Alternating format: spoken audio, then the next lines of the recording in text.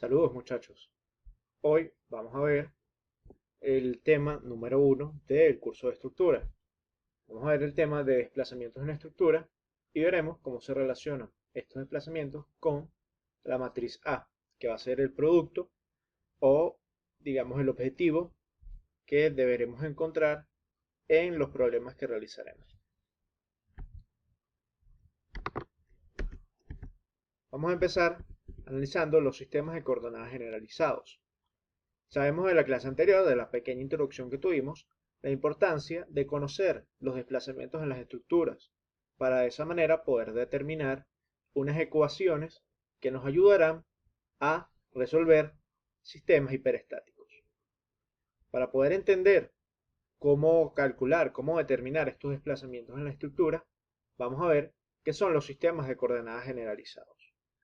Un sistema de coordenadas generalizados es el número mínimo y suficiente de coordenadas que son completamente independientes entre sí y me definen las posiciones o desplazamientos de un sistema.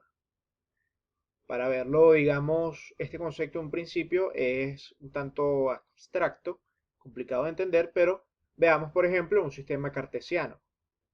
En un sistema cartesiano plano, para definir la posición de un sistema, el número mínimo y suficiente de coordenadas que necesitamos son son dos coordenadas, una coordenada X y una coordenada Y. Y al ser perpendiculares entre sí, podemos decir que son independientes. Si en el mismo sistema plano colocamos un cuerpo alargado, podemos ver que para definir la posición de un objeto, digamos de una barra, necesitamos como mínimo tres coordenadas. Una coordenada de desplazamiento en X, una coordenada de desplazamiento en y una rotación con respecto a alguno de los ejes. De esa misma forma, si vemos un cuerpo que está en el espacio, en el sistema de coordenadas cartesianos espacial, podemos decir que necesitamos como mínimo 6 coordenadas o grados de libertad completamente independientes para poder colocar, para poder escribir, para poder definir la posición de ese elemento. Necesitaríamos los tres desplazamientos en tres ejes perpendiculares, X, Y y Z los más comunes, y las tres rotaciones con respecto a esos ejes. Ahora, para entender un poco más este concepto, podemos recordar el concepto de grados de libertad que veíamos en el curso de estática aplicada. Los grados de libertad, si ustedes recuerdan lo que era el número de desplazamientos que podía tener una cadena cinemática. El número de desplazamientos completamente libres e independientes. Así que los grados de libertad en cadenas cinemáticas definían el sistema de coordenadas generalizadas de esa cadena. Si recordamos un poco, como ya dijimos, una barra tiene 3 grados de libertad en el plano. Por eso es que en la ecuación de grados de libertad teníamos 3n. 3 grados de libertad por cada barra de nuestro sistema. Dependiendo del tipo de vínculo, cada vínculo nos podía restringir, nos podía quitar un tipo de desplazamiento. Nos podía quitar una coordenada porque hacía que un desplazamiento fuera dependiente del otro. Por ejemplo, si tomábamos dos barras y las uníamos por una articulación, sabemos que vamos a tener ahí dos desplazamientos que ahora son dependientes. Es decir, que si tenemos dos barras que cada una tenía 3 grados de libertad y las uníamos en un punto a través de una articulación, sabemos que el movimiento horizontal y el movimiento vertical, el movimiento en X y Y de esas barras iba a estar unido. Por lo tanto, la cadena cinemática de las dos barras perdía 2 grados de libertad. Y conseguíamos la ecuación de que cuando uníamos por una articulación era 2n menos 1. Tenemos también que por cada vínculo externo perdíamos un grado de libertad dependiendo del tipo de vínculo. Si era un vínculo de primer grado, perdíamos un grado. Si era un vínculo de segundo grado, perdíamos 2 grados. Y de tercer grado, 3 grados. Entonces, como ya dije, Los grados de libertad en cadenas cinemáticas definían lo que son nuestros sistemas de coordenadas generalizados. Ahora, eso era para cadenas cinemáticas. ¿Qué ocurre con las estructuras que vamos a estar trabajando, que son cadenas elásticas? Cuando trabajamos con cadenas elásticas, tendremos que tener muy en claro lo que es el concepto de discretización. ¿Qué significa discretizar? Discretizar significa dar, en palabras simples, discretizar es dar valores numéricos, valores contables a un problema que puede ser infinito. ¿Cómo aplicamos esto a las cadenas elásticas? Bueno, sabemos que una cadena elástica o un cuerpo elástico, digamos una barra elástica, un elemento lineal elástico, lo podemos analizar como si fuera una sucesión infinita de puntos. Es decir, una sucesión infinita de puntos que están unidos entre sí por ciertas condiciones de elasticidad, transversal o axial. Ya veremos más adelante las condiciones de elasticidad de los elementos. Pero sabemos que si nosotros tratamos de analizar un cuerpo elástico, como lo hacían en resistencia de materiales, lo definíamos, lo podemos analizar como una sucesión infinita de puntos. Y si nosotros intentamos llevar esto al análisis estructural, nos encontramos con un problema de que tendríamos que calcular infinitos grados de libertad, infinitos grados de elasticidad, y la estructura tendría infinitos desplazamientos posibles si consideramos cada uno de los pequeños puntos que componen un cuerpo elástico. Por esta razón, cuando vamos a estudiar el sistema o las cadenas elásticas en esta materia, vamos a considerar a los elementos, los vamos a discretizar como todo aquello que está entre sus dos puntos extremos. Es decir, que los puntos que nos interesarán conocer son los dos puntos extremos de nuestro elemento elástico. Y de esa manera estamos discretizando esa sucesión infinita de puntos a solo dos puntos, los dos extremos de ese elemento, que llamaremos I y J, los dos puntos de esa barra, y a través de eso podremos simplificar nuestro problema a un problema numérico contable, un problema que podemos determinar más fácilmente. Sabemos entonces que consideramos a las barras como todo aquello que se encuentra entre los dos extremos de la misma, y los desplazamientos o la posición de cualquiera de sus puntos intermedios lo podremos calcular aplicando todo lo que ustedes aprendieron durante el curso de resistencia de materiales, es decir, aplicando todas esas ecuaciones del cálculo de los desplazamientos y las rotaciones, la deformada, la flecha de un elemento o una barra. Todos los métodos que aprendieron, método de Moore, etcétera, todo lo que ustedes vieron va a servirnos en esta materia para calcular las posiciones intermedias de los desplazamientos o deformaciones de las barras de la estructura. Entonces vamos a verlo desde una forma más rápida, un punto de vista simple, con un ejemplo.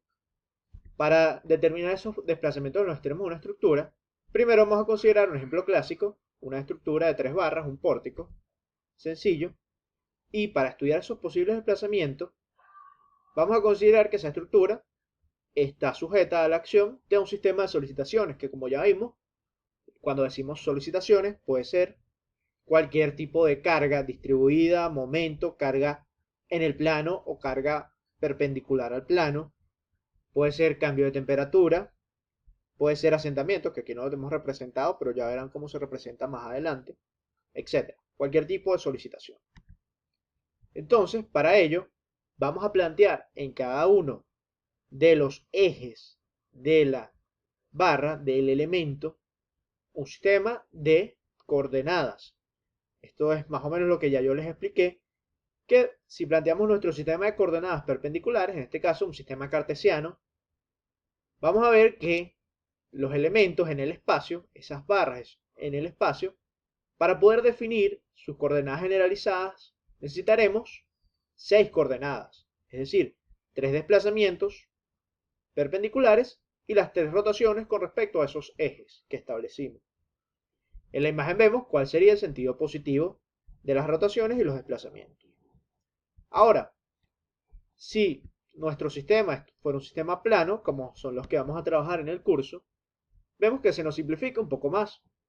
Tendremos solamente tres coordenadas, tres desplazamientos posibles, perpendiculares y suficientes para definir la posición de esa barra, que van a ser un desplazamiento en el eje X, que ya no va a ser nuestro eje X, sino que va a ser el eje axial de la viga, y denotaremos como U, y será positivo en el sentido de U positivo.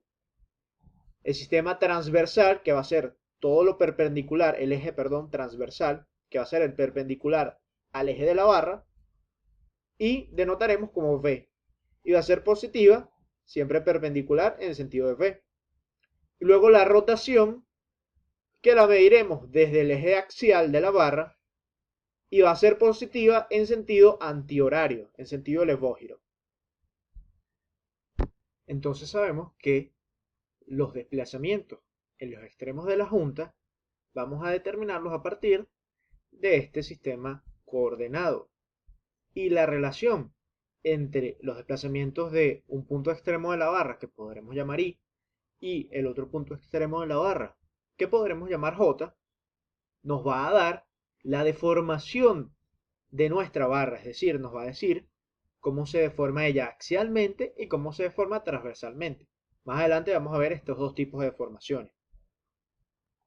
Consideramos entonces que este eje de referencia que se establece en la barra, en los extremos de las barras, se considera para toda la estructura como un eje local. ¿Por qué? Porque este eje coordenado es un sistema de referencia solo para las barras, no para la estructura en general.